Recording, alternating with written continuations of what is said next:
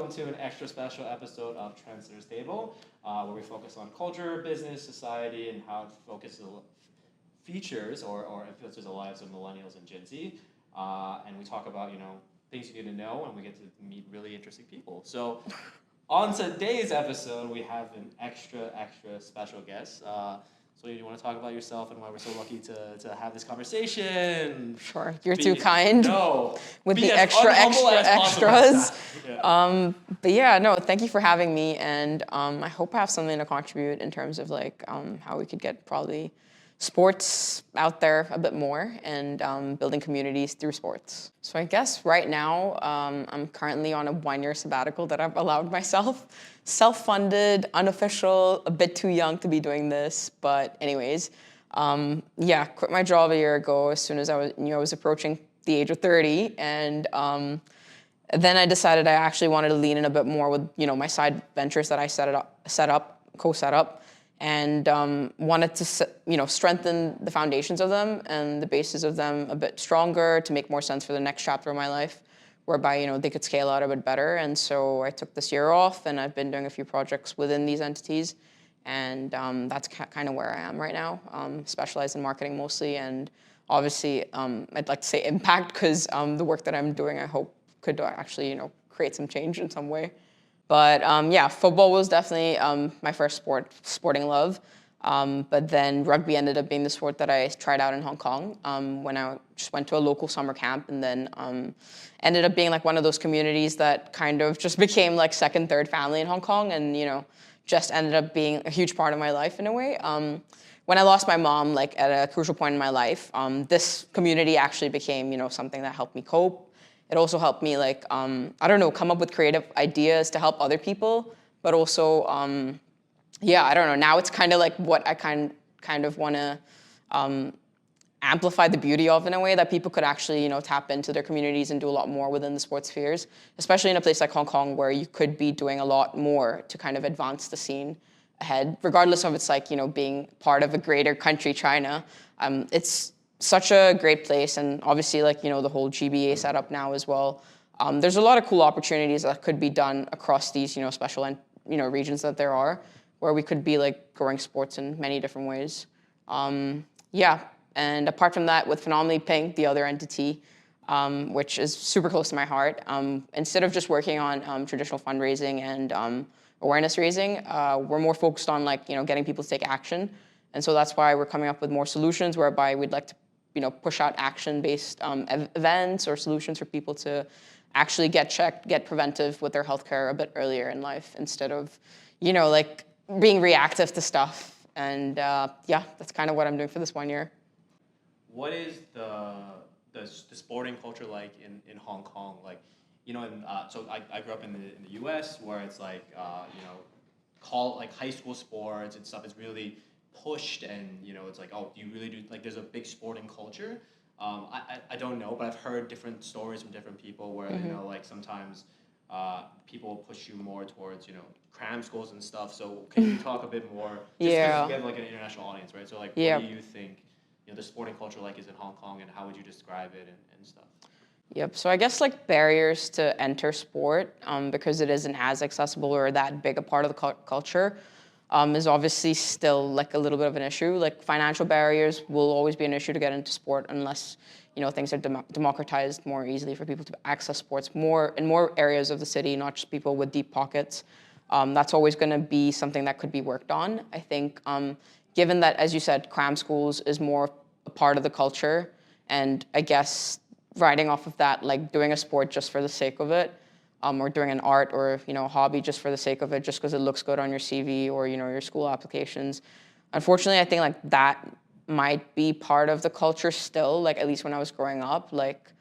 But I think there is room for it to obviously change, and it has been changing where people are learning more about other sports, and I think as the entertainment value and video games and other things come out more, more kids kind of see that there are sports, and having for example a woman on a FIFA video game cover for last year that EA did, that was a change, and that was a change I think for the whole world to see.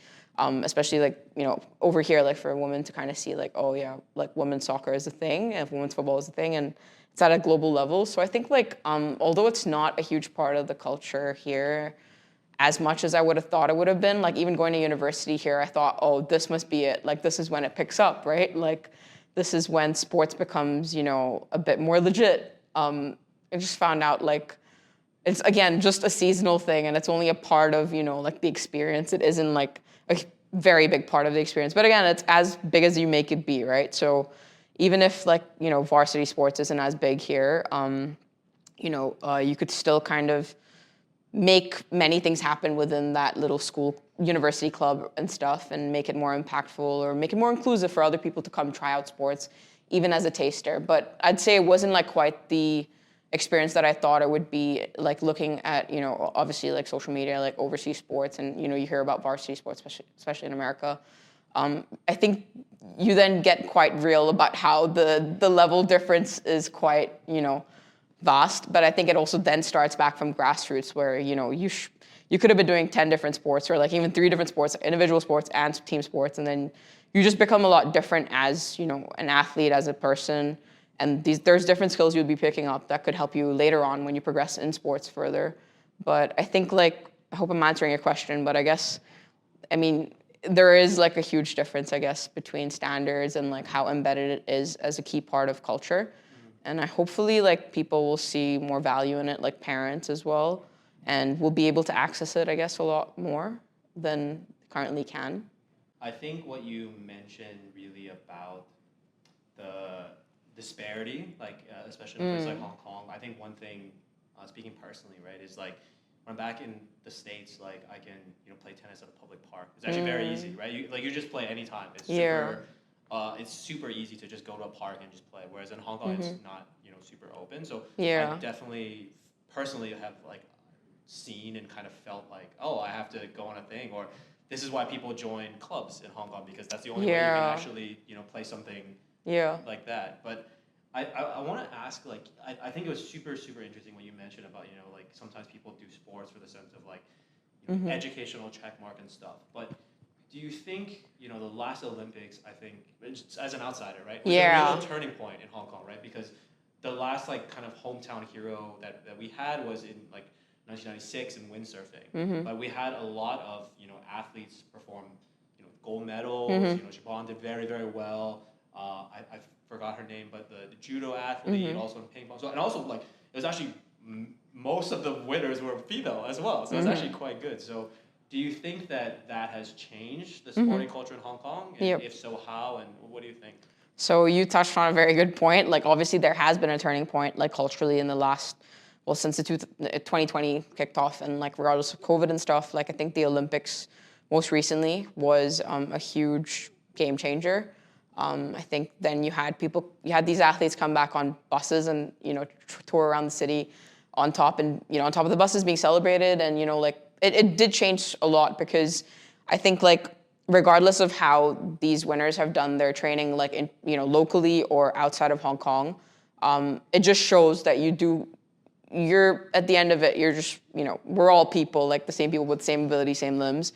Again, how we condition and nurture ourselves can be modified a bit. Resources can be, leveraged a bit better so people could access them, and then you could actually get to the global stage. So I think like they obviously did change like, the mentality and interest, I think, in local people.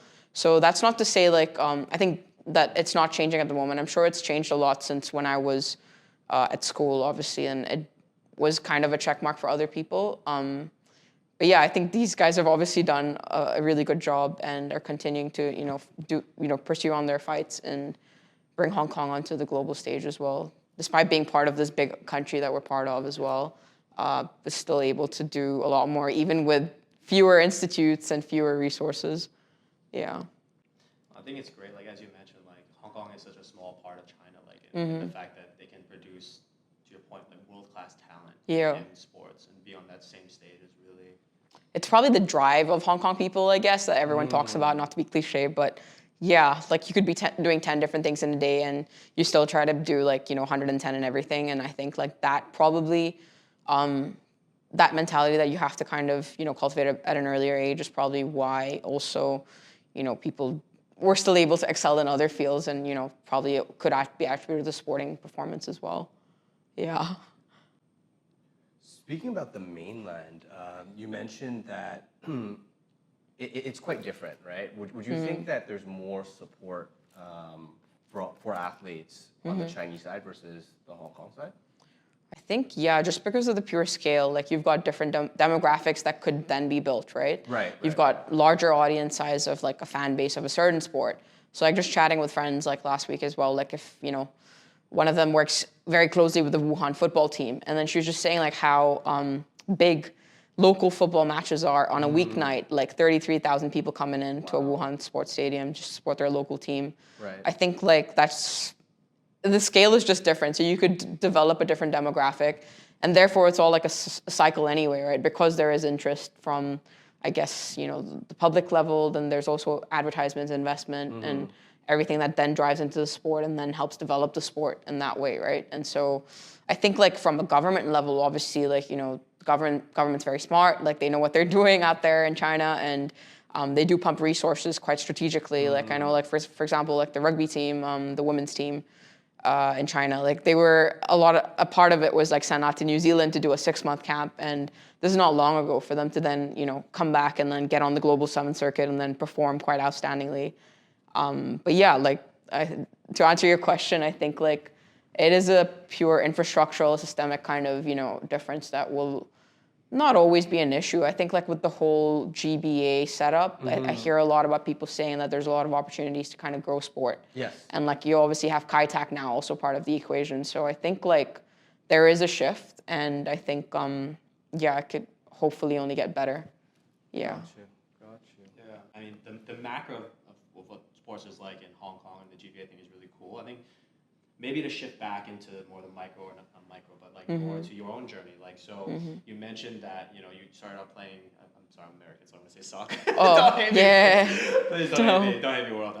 But like, and then that's how you found rugby. And then, so can you kind of talk a bit about like, you mentioned that had it like a very important like time in your life. It was there for you when you needed it. Like what made you, because you still play now. Yeah, actually, I'll plug in our team now. We're in the finals this Saturday. Yep. Only our women's team made it, unfortunately, but also fortunately, so I think should be celebrated. Absolutely. Local domestic league. But yeah, you're saying it's been a huge part in a way, like. Yeah, and then so like, can you talk a bit about like that, like from just purely like how did you deal with that in high school versus like college and like professionally? Like how did sports, how do you juggle it actually? Right. Because even if it's a domestic league, it's still professional sports, and it's actually for most places domestic leagues is the only league most of people play in. Yeah. I think it's pretty cool to be alongside like people who actually play it full time and are professional in our club setup. And I think like just the whole exposure of like, you're always going to meet people very different from you. And I think that's kind of what kind of, keeps you kind of in it in a way, like the diversity of the community. You meet some of your best friends for life within sport. You meet potential bosses, first internship boss. A lot of problem solving happens, I think, within, such a strong community. And so I feel like only if you put yourself in the community and you're willing to contribute to it as well, you'll definitely see 10 times more the return than you put in for sure. And this could be at many levels, I think, like in community, not just sports community. So I think like I've had really cool experiences and met really cool people, mentors, inspirational, like women, men, kids. Everyone's had interesting stories. And I think like, on the sports field at the end of it, like they could be like full-time athletes that you play with, or they could be like, CEOs or, managing directors. Like, you're all stripped down to the same basic skills of, what you can contribute to. Some may be extra trained, but, at the end of it, it's just kind of a humble environment as much as it is a competitive environment and can be a performance-oriented environment. I think it's mostly the people that I think would always, and the culture. So, I mean, I do hear about like a lot of other sports teams that do not manage to retain players for, it's a cycle. Everything's a cycle, right? Like, so you started off as a kid in this club, then you become a contributing active adult in the club. You then also help out the club whenever, the club needs help, or like people in the club need help. You find a different way that you can now contribute apart from just being a player, because you're growing in your own journey. and there's different ways you'll always be able to help. And then I think like that's kind of the culture piece. If you build that on earlier, then that's kind of one of the key things that adds into retaining and building the community. So I think like those have been key values for me that have probably also come through from sport. Can you talk a bit about like the club dynamic in Hong Kong? Actually, just in general, because I personally, actually, I don't really. It's very different than what I'm used to. So I actually just for myself, I'm super curious. I guess there are many, because it's very like, I won't say like premature is the word, but it's still a pretty like young landscape. So I think there's a lot of things that, you know, you have leaders in the club that pick up either from, if they're professional athletes, they learn some things that works for them, they bring it in. And then it can kind of become a bit too performance oriented sometimes, or a bit too like, you know, the culture of a club sometimes can then forget, like you're just focusing on the sport so much, you forget about the people element. And then you lose the whole, you know, the focus is the people, I think, and the sport, but the people more so. So I think like some clubs may end up focusing a lot on like performance, and then you just really forego, like you forget about the people who are the most key part to the performance. Whereas some other clubs, you might be overly social, because Hong Kong is such a, you know, like accessible place. You could be like doing 10 different events in the week, and then you could still have an obligation to play for your club on the weekend. And then sometimes you might just be overly social, and then you just can't really balance it all too well and, you know, perform on game day on the weekend. But then there are some clubs, I guess, also that do have a good balance where you respect that people have obligations to be social in the week, like for work or just personal choices. You can be social. And then you kind of do strike an okay respect and an okay balance. And I think like that can be achieved when you have a diversity. If you're just strictly, you know, being proud of just being, you know, a certain type of, you know, of a characteristic of a club, then I think you miss out on the diversity. And I think if you have the diversity, you then build onto the respect and then the celebration of cultures and differences, which is what I think like our club has. And so I've been there for a very long time, and over a decade, and hopefully will continue to contribute in other ways.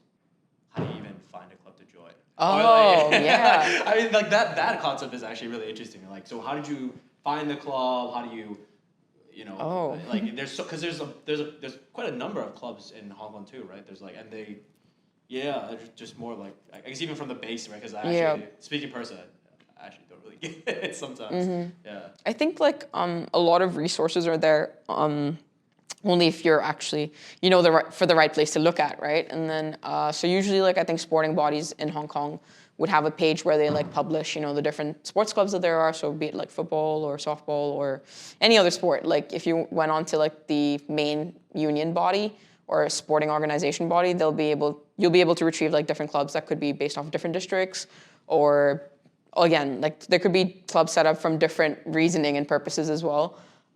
So like for me, the way I found it was like a summer course. It was a newspaper advert, rocked up, and then since then actually played rugby in a local club for the first few years, and everyone spoke Cantonese, and that's kind of where I picked up a bit of Cantonese. But again, what you realize is all you really need is your basic skills to perform. Like you can learn from without necessarily having the language. You could still learn, and so yeah. So I found it on an advert actually, like a physical newspaper that I was reading as a kid, but. Nowadays, I think like social media is being used quite a bit, where clubs are putting themselves out there, and you know, like doing more work with their sponsors or doing more community work in general, so that you kind of push your organization / business out there for people to find out about you. Yeah, I don't know if that helps answer like how people can find out, but yeah. I think it's cool. Like I like the idea that you're like we're just like looking at the news as a kid and it's like.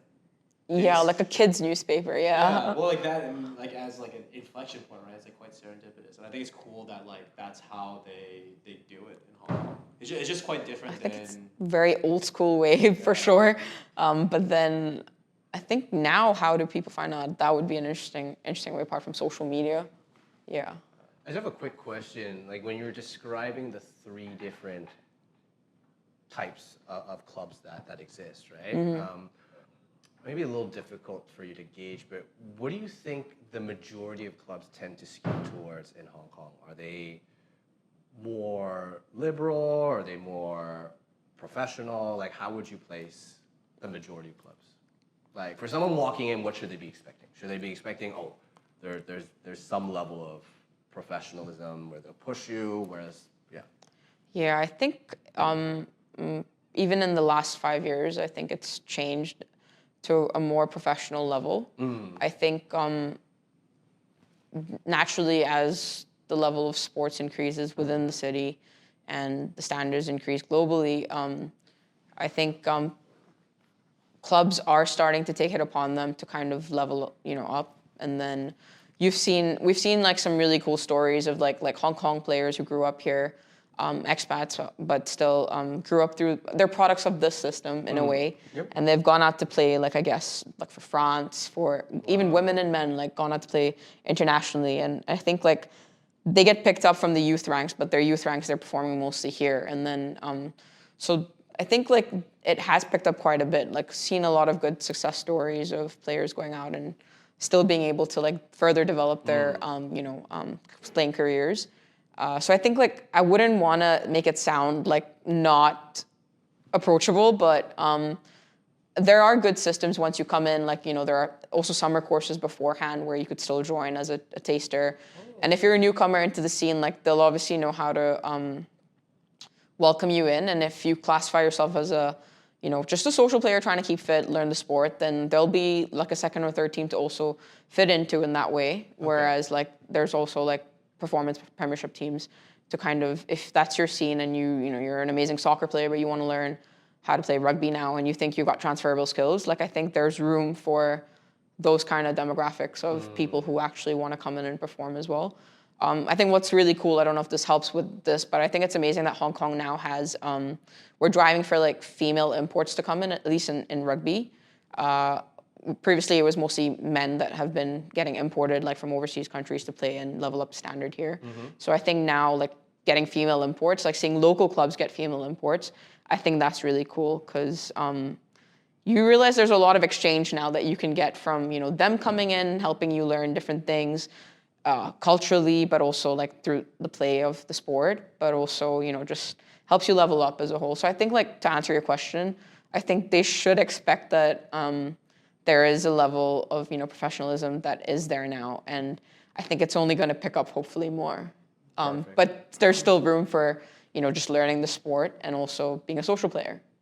Yeah. Can I ask you a bit about what's the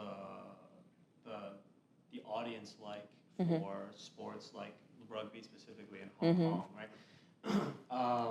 I guess like also just to show my cards on the table, right? Like I didn't grow up in a culture that really wasn't as big into rugby. Like it's much more, I think, like for UK, France, and stuff like that. So how is it like in Hong Kong? Is it historically a lot of like British expat families? Is it picked up more locally? Like, so what's that environment like generally? Like, what's the audience and everything? So I guess like as you guessed, rugby has been typically pretty big in like the expat community, international schools, more so than local schools.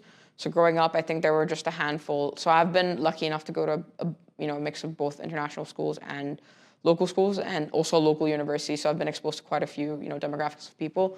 And so understanding like, the access to sport that they had, like rugby wasn't that common in local schools. Like there were just a handful of schools that had it.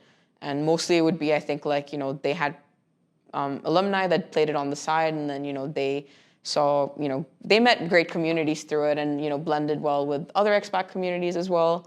And then they wanted to return to their schools and started, and that's kind of like how it did pick up. But then I think the rugby union has done a great job also with introducing, English programs, like learn English through sport. And then that's when, they have rugby tasters that go on in local schools, and that's how local kids get introduced to, this model of like introducing sport through language. I think a lot of other sports do it as well now. But this was a great thing that I think the Hong Kong China Rugby Union did, whereby it helped, introduce the sport to local kids. Again, apart from like local, helping set up like local district clubs at the grassroots level. So like Chun Wan could have their club, Tuen Mun can have their club, as opposed to like, the greater area districts. I think that there's definitely like there was a disparity, I think, in terms of exposure, like for sports. Again, like I think it's in general like what you have as you're surrounding what you grew up with. And if you're more resourceful, you'll naturally have more options of more sports you want to play or more hobbies you want to take up or can afford. So I think like that way, like there are things changing. I see there's a lot of NGOs like promoting sports and different sports. And I think it's great even if people get to try it one time, like at least, you know, it's the first glimpse of it that they get. I don't know if that's answering your question, but No, it definitely can be dwelled into quite a bit, but yeah. Speaking about rugby, I mean, clearly rugby means a lot to you. How did you get started? It was literally through that summer course that I said I saw an ad for on a youth newspaper. But I think the sport itself, whether it means like the whole world to me, I'd say no, but I think it's more like the community and the people and the culture and the values that you get from it that kind of keep you in it. Whether the sport changes, I think that's quite common for a lot of people. Like it could be swimming, it could be, you know, anything else. It could be an individual sport, but within a club, it could be a team sport still. But I think like it's the values that you get from it or the people that you meet that kind of, and probably the history, the legacy, the culture really like, you know, makes you want to stay in it. And I just got started like for fun and then I did it with my friends. And then after doing it with my friends at a local club, we then kind of got invited over to join this expat club, which was mixed. Like, you know, we have a demographic of all people. And then started out at this club and then kind of been there since. And as I said, like you learn a lot, like how your role can shift within the club. So I guess when your focus changes from like playing, I guess there's other roles that you can take up, or while you're playing, you could still take up a lot of other roles to help out, you know, on the side of whatever you're doing, working, studying, you know, you could still give back in many ways. And I think that's probably why I naturally stayed in it, because it's probably like part of like my family values that were, I think, quite centered in, I think like giving and helping. And so I think like that's kind of why I stayed within the sport, regardless of it being rugby. Yeah. So actually, another thing I kind of want to ask is about, you know, rugby more broadly, right? I think in Hong Kong, you know, I didn't grow up in a culture where rugby was that big, but it seems like it's really integral into the culture. Like rugby sevens is a huge event. So like, but I'm curious, like, is it more just because of, you know, historic reasons in Hong Kong because, you know, the British influence? What's it like for locals? You know, like what is it like, you know, for like, I don't like the term expats, like, you know, immigrants and transplants. Like, you know what I mean? Like, so how have you found it? So I think like as you touched on, like the rugby sevens is probably one of the reasons why rugby is so big in Hong Kong, even though like it might not be that widely played yet. I think the sevens really added the whole like, you know, tourism factor, the income factor for the city. That's kind of, apart from it being an entertainment, you know, icon around the world, biggest sevens is definitely Hong Kong sevens. It's a great like model for more sporting events to be based off of. I think there's other elements that can be further added onto it to make it more, you know, electrifying in the way that it activates the city. It gets in like a lot of people to fly in. Like, you know, you traditionally always used to sell out. So I think like that's kind of why, you know, the sport is kind of important to the city. But I think like other sports as well could kind of also have similar kind of events, which I think recently we've seen the Messi one in Hong Kong, which was a great attempt at, you know, kind of doing something similar and bringing back, you know, the entertainment factor surrounding sports, which should always kind of be there in a way to kind of help get people more demographics of people involved into sport.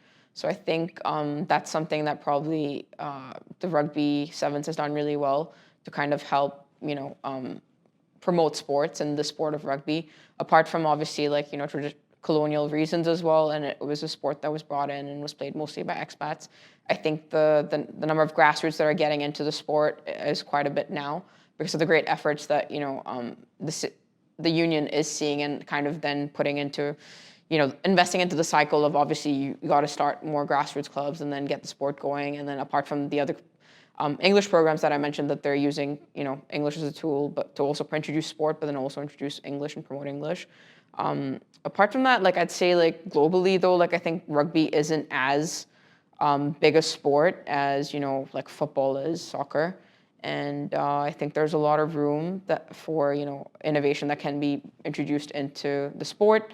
I think obviously sevens is an attempt to kind of make the entertainment factor and inclusion factor go up because it's a shorter format. More countries can come play and get involved, and so it's just a little bit more exciting. And so I think that's kind of why people are more drawn to it. But I think like with football as well, like you can see how much progress has been made with women's football. Like there's professional leagues in the UK and the US, and like you have a lot of investment going on into it, and really smart businesses also being built off the back of it and along within it as well. So I think like that way, there's a lot going on with rugby outside of Asia as well, whereby there's a lot of all-star tournaments taking place, whereby they're pulling in players from different places. Actually, someone who even played in Hong Kong got invited to play out in like this tournament called the PR7s in the US, which takes place over the summer when people are on their break. And yeah, so I think it's the format of the sport, but also the entertainment model that you're building off of it that kind of promotes it. That's why I think rugby is getting popular in Hong Kong. I think it could have been a lot more popular in Hong Kong because the sevens has such a big part to play in the city. But again, I think like it's more people being able to access the event as well, apart from just like being you can watch it on television. But I think like there's other ways to get involved with it, which can be done. It's like it's I guess multiple advancements that could be done to make it a bigger sport in the city, knowing that the sevens will hopefully get bigger, even though the venue changes and stuff. Yeah. Can I ask maybe, you kind of touched on it, but it's maybe a controversial question. Yeah. So you mentioned obviously the colonial baggage or history with rugby sevens and stuff like that. And then the reason why I asked this is like when I first, like the first rugby sevens I went to was because I had, Australian boss and I had a British boss who got tickets and they brought me along, right? Yep. So, and I know that sport is very popular, for an older demographic. At least that's my experience from it, right? I have friends that are playing it now, but I'm just curious, like, do you think that, from what you've seen, like, is the younger generation getting more and more interested in it? Like, what is the vibe like in Hong Kong? Because I guess my perception of it is like kind of an older sport. I just associate it because this is my first time going was with this old like awesome dude. So I was just kind of curious, like, what's the reality like? Because I don't know.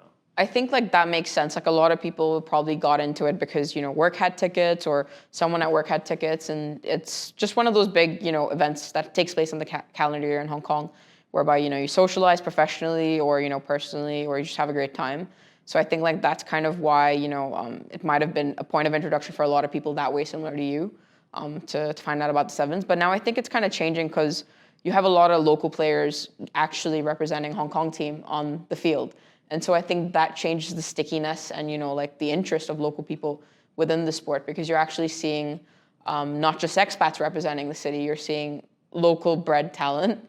And I think that is a game changer. But I wish there was more commercialization surrounding it, whereby you're actually having more brands wanting to work with the local team, which then kind of then puts these local players out in front of, the masses locally. And then people would kind of know about it and, want to be more interested. I think maybe because there is a perception that typically in the past it used to only be played, a Hong Kong team would look very Western and not have as many, Asian faces. And so I think like that probably could reduce the stickiness for people to want to back your team in a way. And I think, again, the barriers to probably affording a ticket could also be an issue, which I think there's a lot of things being done, a lot of free tickets being given out, a lot of charitable efforts being put into sport.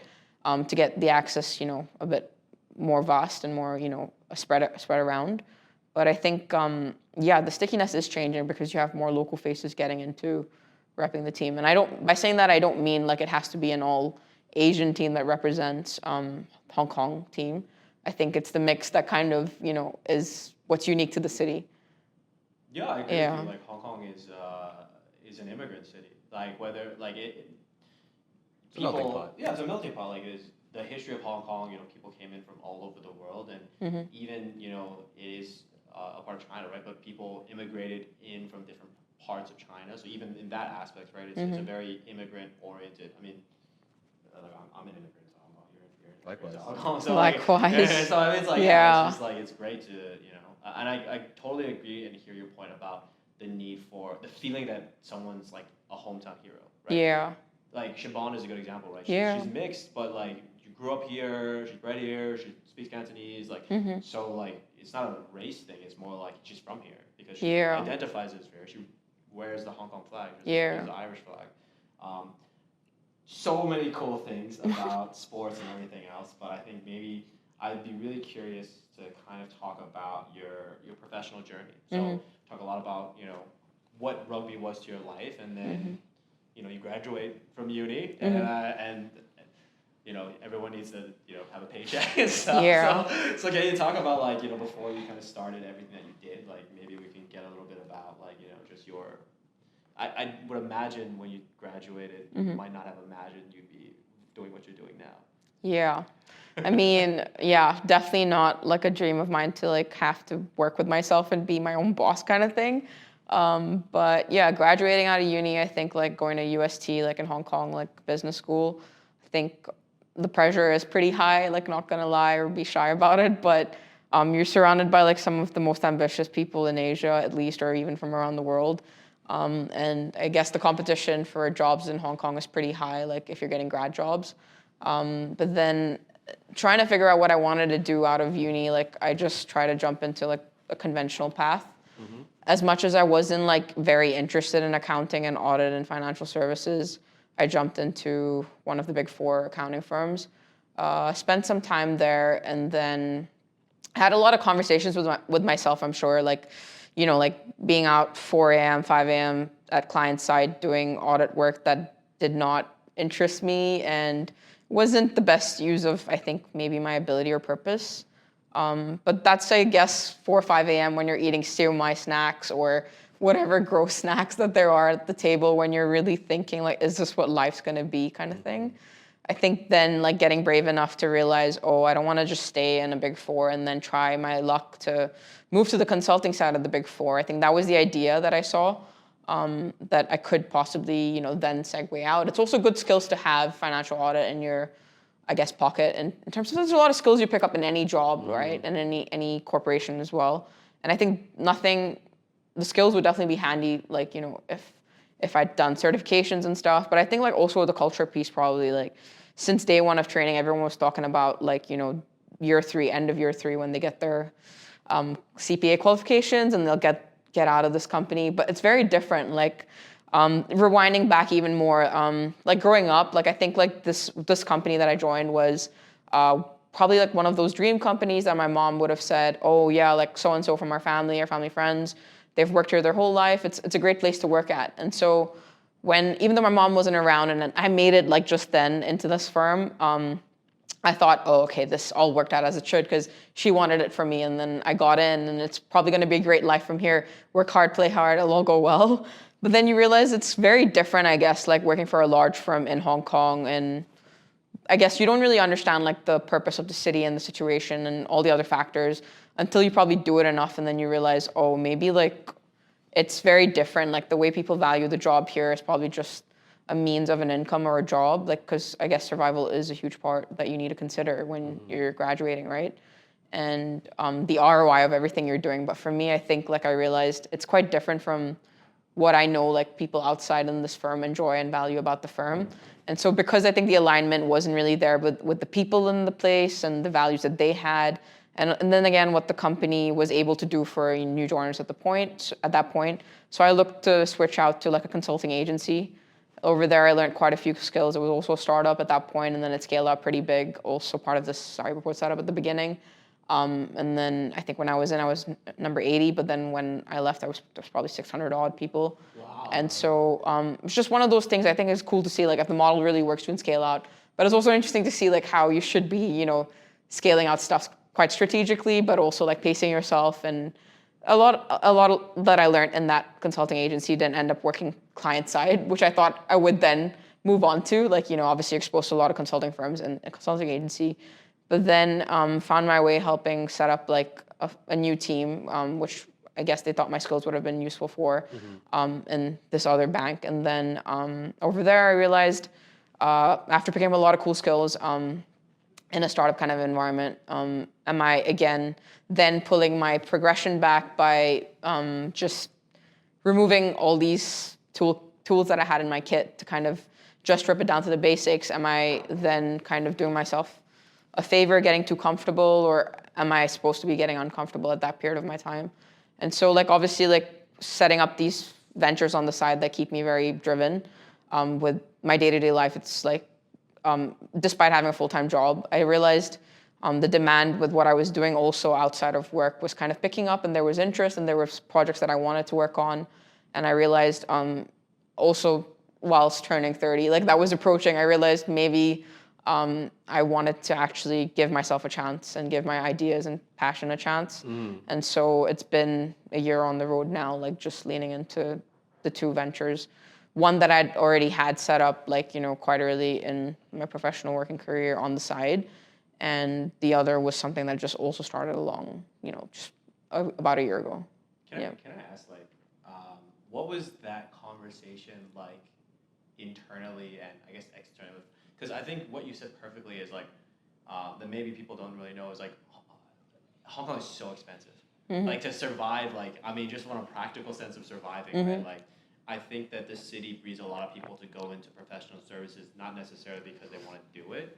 Or for prestige. I mean, maybe there's a part of that, but it's also like, the cost of living, rent, everything else. So what was that conversation like? Because as you said, right, in a lot of respects, you actually achieved the dream, right? HKUST is one of the hardest schools to get into in Hong Kong, in the region or in the world, right? It's a top school. And then you go to that and then you get into audit, and people hate audit. But when you were talking, I look at your eyes. I could just see like flashback. Yeah. No, but like I didn't know it was that hated, and I experienced it. But like just like from that, and then going to a startup, and then watching it scale from 80 to 600, like, do you know what I mean? That's also kind of the dream, right? Like you join a startup company, it grows up, it's becoming more stable. You've built up, you have a say in this company, and then going to, again, like we're in Hong Kong, so working for a bank, like that's also the dream job, right? So like, how did you find it in yourself to be like, you know what, actually this isn't really what I want to do? Like, and how did you find, because I would imagine, like just speaking personally, Hong Kong is also a place where sometimes when you want to go on a path that's not very conventional, you'll get a lot of resistance from people around you. And that's not coming from a place of like, they don't believe in you, they don't think it, it's just like the way the city is, like people are like, actually, are you sure you should do this? Do it?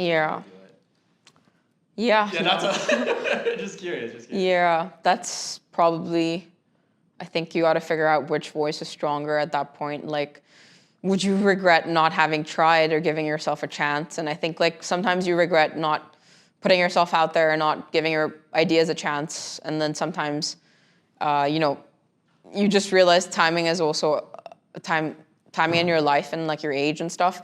Not that that should be a limiting factor, but I think like lucky enough point where I'm like comfortable enough, brave enough, and I don't have, like a family to feed in a way, like I don't have kids. Those obligations aren't quite there yet. So it's just realizing like, do what people say, like, I thought like growing up, everyone always thinks, oh, they're a certain way. I always thought like, okay, I'm kind of weird anyway. Like what does it matter to me? Like if, yeah, it doesn't really matter. Like actually, like funny story, like in my rugby team, when I first joined this new team that I was at, like which I've been for the last decade plus, I was called team mute because I don't like to speak unless needed. And I don't like to I like to communicate. I like to use communication for a purpose. But I was actually called team mute. And so having conversations with yourself and thinking, if you want to put your idea out there and you're not even like really the most extroverted person in the room, and you're not really, a certain type of person, you don't have those like typical founder attributes, like do you still want to go ahead and do it? I think probably what helped me is probably not dealing with those thoughts head on, but probably avoiding what was bigger in my head was what I wanted to do rather than really caring about what people thought. I think that's what I focused on instead of what people would say. Obviously there's the reality of life and living factor, living costs in Hong Kong and all of that. But then it doesn't matter if what do you need for your day-to-day survival? How much do you need? You can get real with all of that, right? If your focus is not being flash and going up the ranks and becoming flasher, that was not my focus. I just need a pair of shoes. I need my laptop that works. I just need basic things to show up to places humbly. and do what I want to do and continue doing what I want to do, like just the basic toolkit that you need, right? So I think like stripping all of that down, like forgetting where the dream job, dream whatever you've been into, I think if you're lucky enough to hear your own voice and like be real with yourself and know what you want to do, then I think you'll naturally then invest your time and take the risk, right? Yeah, so I think that's kind of what I think helped me, like focusing not on what people would say in a way, which sounds cliche, but what did I want to do with my time in that year of me being 30 and approaching it? Like that's what was my focus. There's a lot going on with your full-time career. How do you manage to balance side hustle and career at the same time? I'm imagining your side hustle consumes a lot of time as well, right? How do you manage to have so much time in a day and then do the things that you want? I think a lot of people do a lot of things in the city to begin with, to just like expose to like, you guys probably after this, you're gonna have 10 more things to catch up on, maybe even 20, like who knows? But yeah, like I think we're in a era right now where everyone's like a super multitasker in a way, and I don't think like I would promote the toxic side to it, like being an over multitasker for the sake of doing it, or like, just trying to start a startup just for the sake of doing it. I think like if something drives you, and it drives you and keeps you up enough, like you try to do something more about it. And if you do something more about it, then something more comes out and then you keep going. It's just, I think you always need like a passion on the side of your day job to kind of, I don't think there's anything wrong with the day jobs that I did. There was a lot that I learned. If I didn't do those, then I don't think I'd be able to have the tools to be able to do what I was doing on the side. So I think like, in fact, like having that stint at the startup, like 3.5 years there was like a lot that I learned was a lot that I could apply. And so I think like if I didn't have that avenue to apply it onto, I don't think I would be able to sharpen that toolkit in a way. And that wasn't the thinking, but it just happened. Yeah. So it was a great precursor to Yeah. everything, right? And then Yep. you have one side hustle, two side hustles? So at the moment, I'd say 2. Okay. Other stuff that I do pro bono or just like, out of goodwill, wouldn't count that as a side thing, but like always happy to help and consult with people who, have any interest in the things that I was doing and continue to do. So 2, I'd say at the moment. Hope there's a third in the vision, and then the third will hopefully be able to fuel it all and, make sense to this whole thing that just ended up being like from 1 to 2 and then 3. So the first one is Phenomenally Pink. Yep. And the second one is? Onside Sports Group. Do you want to tell us Yep, about that? sure. So Onside Sports Group, we basically... That's what you started with. Yeah, okay, I can dial back to Phenomenally Pink. No, whatever you want to talk about. Yeah, maybe I'll start with Phenomenally Pink. So I think Phenomenally Pink was, keeping it really short and simple, obviously we want to focus on proactive healthcare and self-care. We realize, athletes are obviously a lot of times the lowest hanging fruit and the people that you could easily convert to do that extra checkup and get checked. So using them as ambassadors for the mission is kind of the idea, whereby, they would get checked, they would promote to their communities to then get checked proactively. So what we do essentially is like all the fundraising, fun lifestyle events that we do, like we fundraise for free breast exams. So the free breast exams are, then offered to like the underprivileged communities in Hong Kong. And this idea was basically just, a lot of awareness raising is done, traditional fundraising is done, and you just donate it. You don't know the conversion and impact of it. So our goal every year is to increase the number of, breast exams that we provide for free. And it's kind of a model that we're also like kind of working on with a few universities in the UK. Trying to see like how they could also kind of start this thing at their level, university level. And hopefully we'll be able to work with universities here as well to kind of, scale it out as well. And we're already working with schools as well. So it's just the idea of getting more people checked. And I think that's already step 1 to battling cancer. Yeah. Yeah, and Onside Sports Group? Yes. Yeah, so we initially started off because there was a problem presented to us by a deaf rugby player. And then just solving that problem rolled into another problem that we found out, like, other social problem that happened, again, with, I mentioned the story to you guys offline, but yeah, like, I guess being rooted in the sports community with Phenomenally Pink, we realized, there's a strong need for athlete promotion, inclusion, and, like, giving athletes opportunities in the city. And so playing with other, full-time athletes who, have to have 3 other jobs on top of being athletes or 2 other jobs, like, it's a struggle because there's not enough appreciation. There's not enough value that's being given to them in a way, or kind of being taken from them in a way to kind of build a give and take kind of circular economy with sports in a way. So I think like there's a lot that can be done in, the advocating space, but also like awareness space in terms of local sports and, also sports people in Hong Kong. But there were problems, two specific problems that kind of came up, at some point early last year. Then it kind of just gave the reason to kind of then jump into the idea that we've always kind of wanted to do from, seeing athletes interested in being ambassadors in Phenomenally Pink and, how they would nicely jump at it and want to just promote the cause. It just made us realize that they deserve more recognition as well.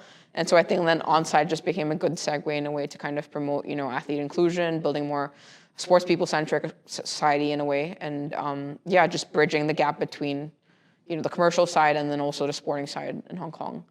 So what are some kind of large misconceptions people have about athletes in Hong Kong, or like people in general have about athletes that you've experienced from the work you've been doing? That's an interesting question, because I think like it could even delve into like, a campaign that we started called Women with Muscles, like, people in this day and age thinking that muscles is, something that defines the value commercially and also like the appeal of an athlete, and that you don't want to bring female athletes into an event, like a CSR event, for example, that, you might be sponsoring, you're inviting athletes to come over, but you don't want the women because the women aren't real athletes and they don't have muscles. So these are obviously referencing to like something we've mentioned offline that was a real incident why we started the campaign, Women with Muscles. But I think there's a lot of awareness work that can be done in terms of like body image. Like there's a lot of topics whereby, athletes can be anybody, everyone's an athlete. Just like everyone's an artist, like everyone's an athlete too. Like, I think just the empowerment kind of factor, I don't think there's enough of it in Hong Kong probably, which is why probably people would be more averse to actually trying, sports to begin with, I think. I don't know if that answers the question, but yeah. No, it does. I mean, do you think things are getting better? Do you think that things are, is it more of like one of the, how do I say it? Like, is it getting better, or is it like kind of educating people that they even have the bias to begin with? Like, do you feel like, what is the major kind of like thing that you've been surprised about? I think like with anything, you kind of have to begin, I guess, at the awareness.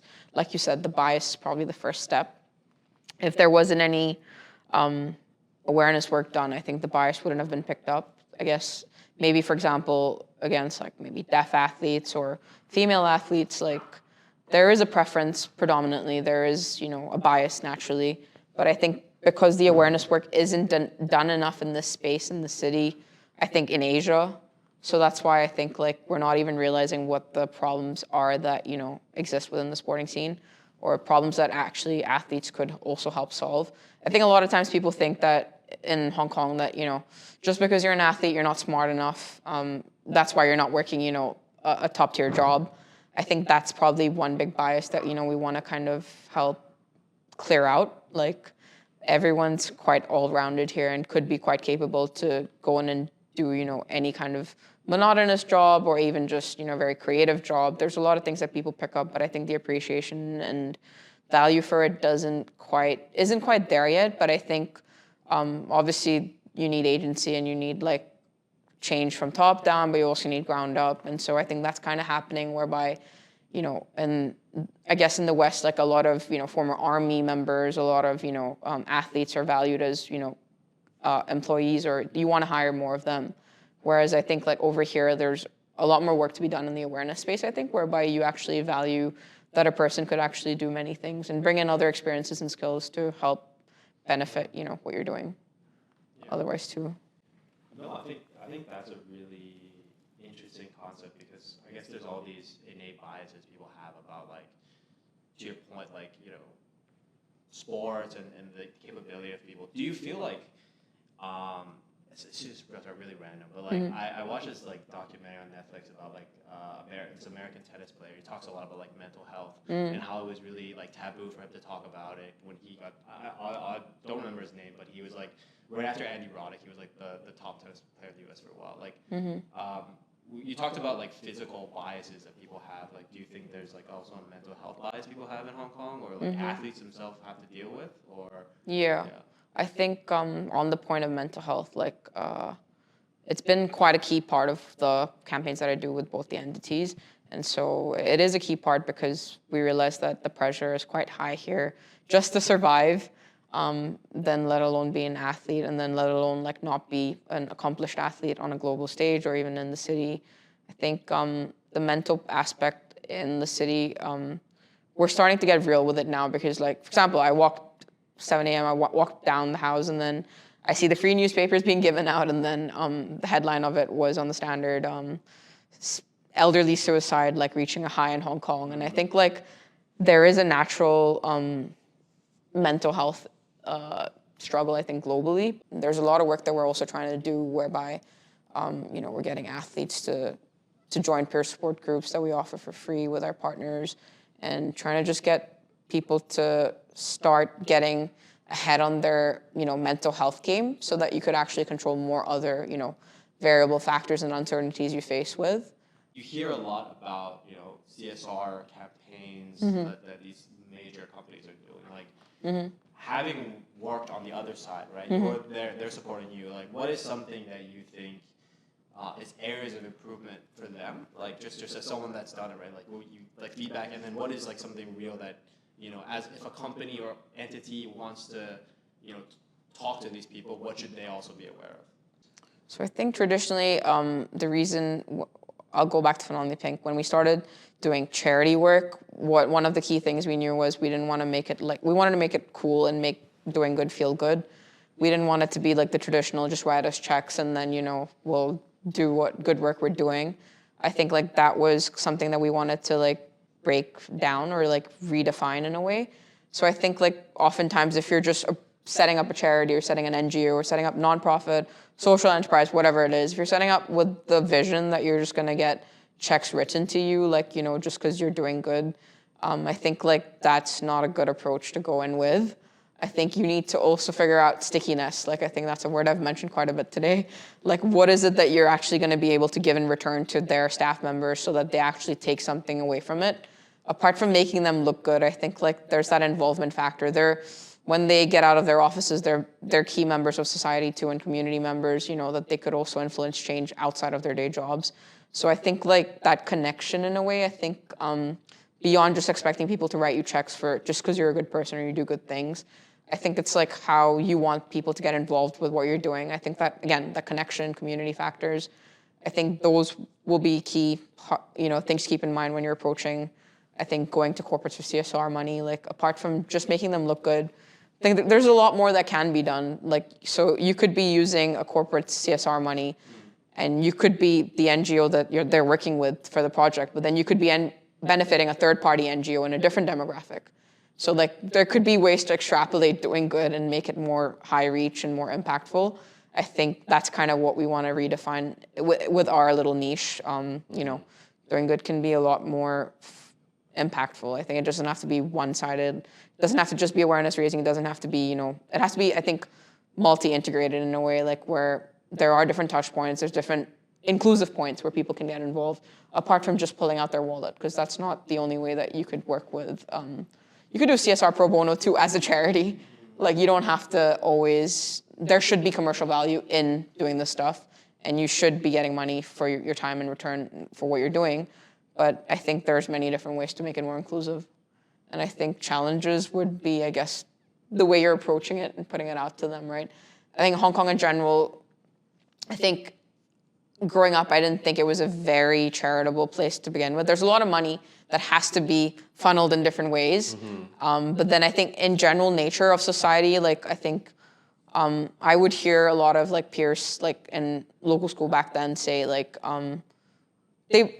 charity work wasn't received as well as, like my family was expecting it to be and told me it would be. Like, it's just natural that we would donate to the blind, like, every month or, do this and that. So I think, I think the approach and understanding the cultural setting is important when you're trying to pitch to, there's the wider cultural settings and the context that you have to really be aware of.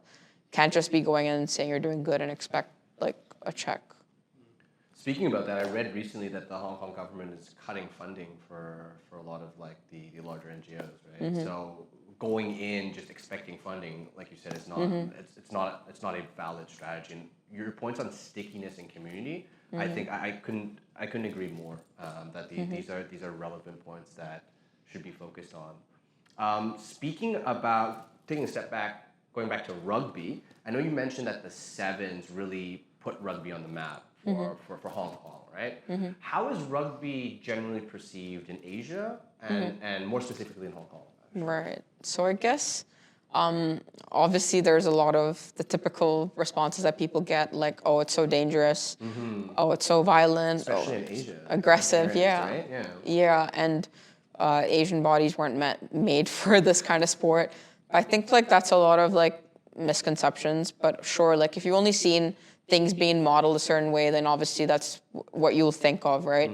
If you've not seen like, you know, an amazing Hong Kong sprinter run through the rugby field and score countless number of tries, which is what I saw growing up. Like, you know, a Hong Kong track runner was then converted to a rugby player, and then she, you know, forego her chance at, I think, at the Olympics for running, and then decided to take up rugby, and then ended up being like a superstar local player who did a lot for the women's game, for example. If people aren't seeing it, then they wouldn't really know, like, there's other things to the sport apart from getting, you know, bashed or contact. There's other elements to it. If you're strategic mentally, but also if your team is strategic and has game plans, you could, there are ways to capitalize and, you know, avoid, if contact is perceived negatively, I think then that's probably like one of the reasons why people also don't want to get into it. But there's speed as well that, you know, kind of makes it interesting, and also the strategy, right? Like, you don't have to keep getting hit if you're really good at passing, or you know, and if you've planned 5 plays ahead of time and then you respond to whatever comes in front of you. So I think like that's probably like the misconceptions people have, that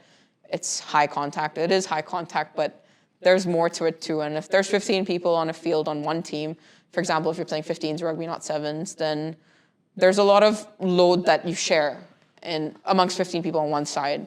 Football is 11. So therefore, like, I don't think the contact per person will be that much necessarily. Whereas in 7s, there's like 7 people on one side, there's a lot of gaps in the field, which more of them or all of them can run through. So I think there's those kind of misconceptions which could then be, thought of and envisioned differently. Like if you know better, like different parts of it, you see it happening, then you'll probably then think of it differently, I think. Yeah. So in terms of that, right, would you say that Hong Kongers are more worried about their children for the physical side, or would you say it's like Korea? Which country is more scared of these types of things? In Asia? In Asia, yeah. Oh, that's a tricky question. I wouldn't be able to say who is necessarily more scared. I think, like, if anything, sport is being seen as a vehicle of like getting out of like grassroots and accessing opportunities. If anything, I think like the sport actually, with the sponsors that are backing it, you see a lot of rugby camps taking place in India, China, like Cambodia, Thailand. Sport, I think, in Asia right now is kind of like a means to kind of, you know, alleviate, you know, other detrimental factors that you're faced with or grow up in, and kind of take you out of, give you access to opportunities and exposure in a way. So I think like, I don't think it's being perceived necessarily as dangerous. If anything, all sports are dangerous.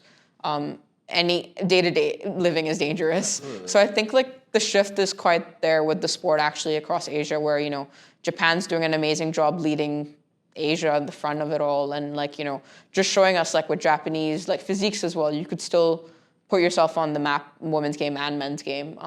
They're doing so well, and obviously there's a lot to look at inside what they're doing, their practices, their culture, their, you know, their diets and everything that kind of then also then challenges like the whole narrative, like, is Asia like, you know, good at rugby or not? But I think like it's amazing to see the grassroots work that's being done across, you know, the next big populations apart from China, so like India, you know, other regions in Asia. So I think that risk factor isn't really being seen as much anymore.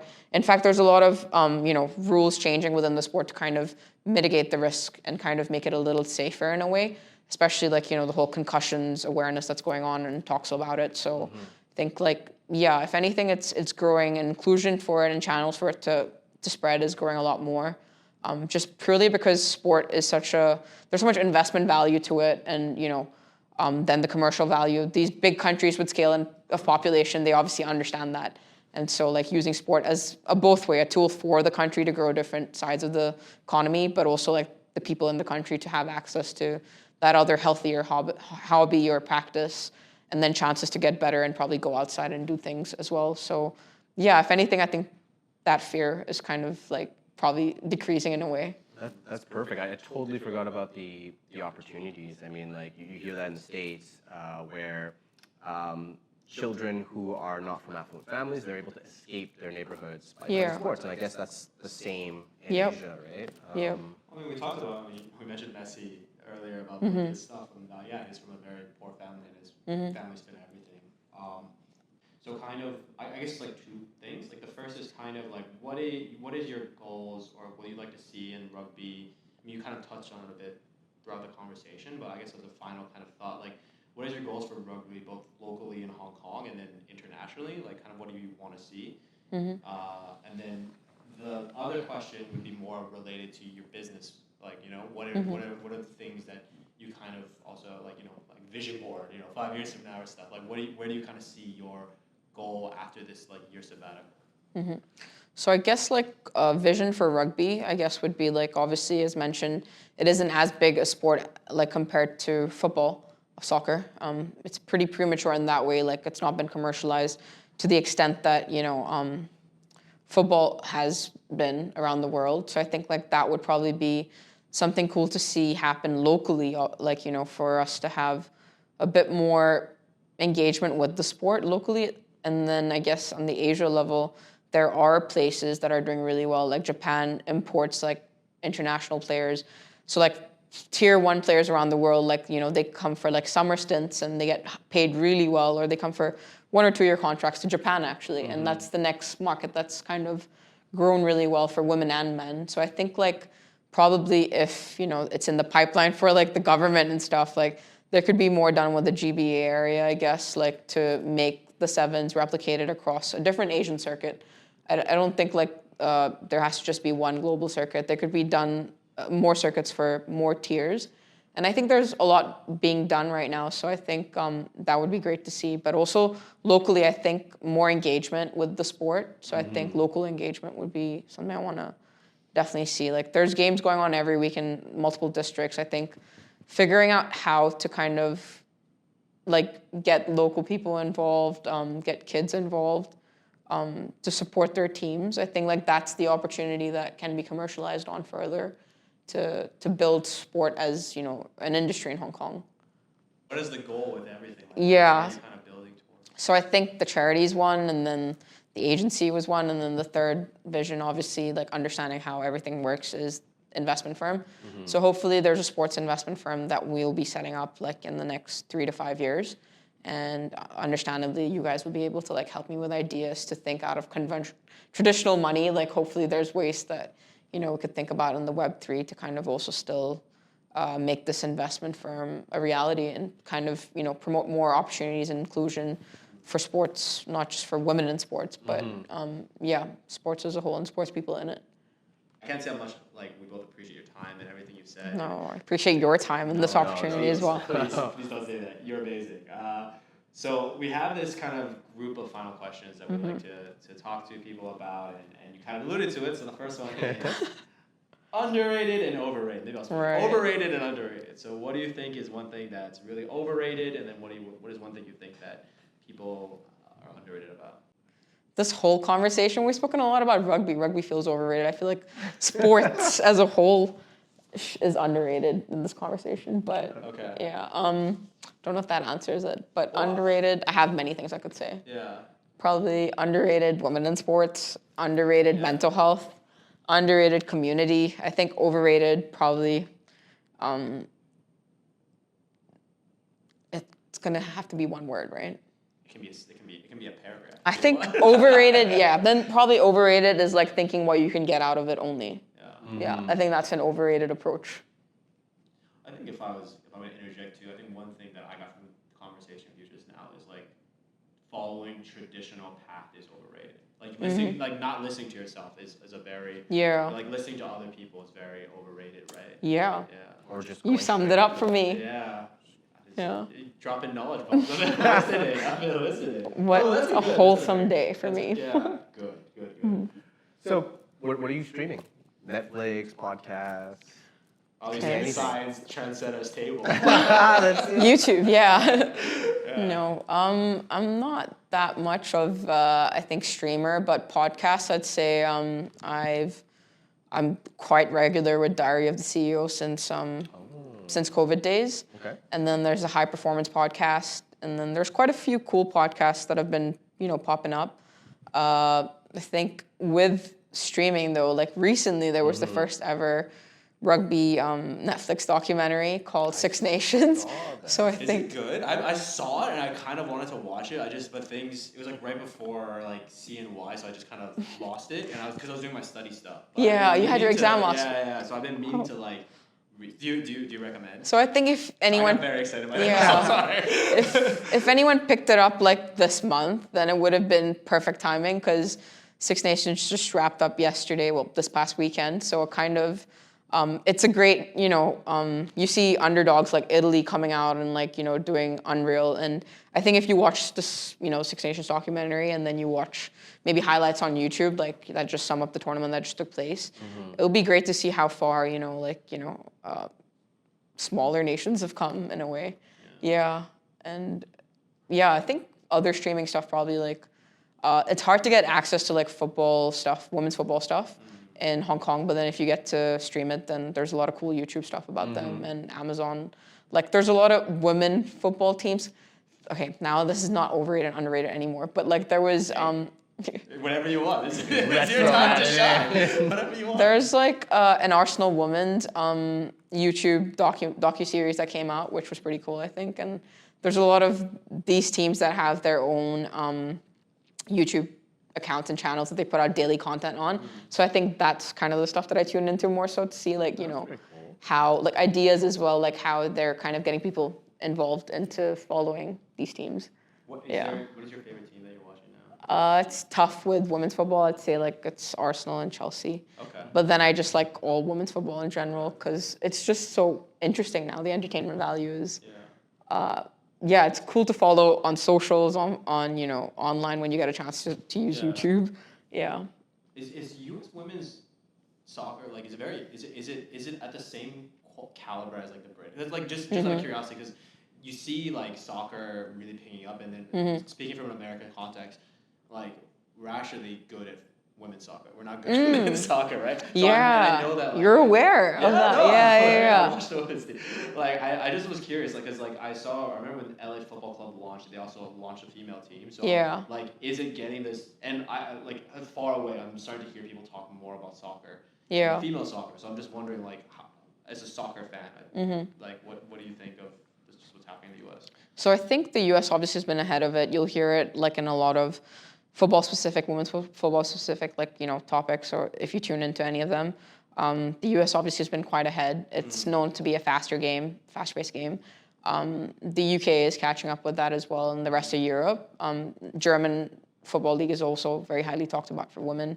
Chinese women are also very good, and the Yes. Japanese, and The Asian women are significantly better, and it's ironic that they're not getting any of the funding. Like, I think this recent Women's World Cup that took place last summer in Australia and New Zealand, it was amazing because like you had Philippines. Why do I forget who won? No, was it England? Spain won, and there were another series of controversies that came up. But the coach, the creepy Yeah. coach. The creepy coach with the Yeah. kids, right? Yes, you're right. Yeah. Sorry. And isn't that messed up? But that's kind of how it became. Reaction that we had. Yeah. The creepy coach. Put it on the radar in a funny way. But I'd say like the UK is catching up with their football scene as well.